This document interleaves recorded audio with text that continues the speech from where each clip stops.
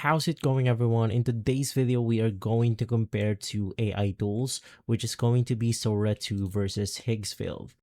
Before we proceed, I want to clarify these two tools.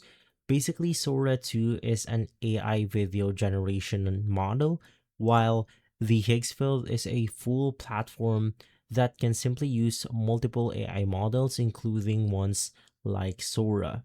So basically, this is between engine versus the full editing studio. The first thing that I want to talk about is the video quality. Sora 2 delivers more realistic cinematic videos with better lighting, slow motion, and physics, while Higgsfield depend on the model that you use, but overall it's slightly behind in raw quality. So the winner for the video quality is going to be Sora 2. For features and workflow, Higgsfield gives you way more control, like camera angles, presets, editing tools, and faster workflows, while Sora 2 is more focused on just generating the video itself.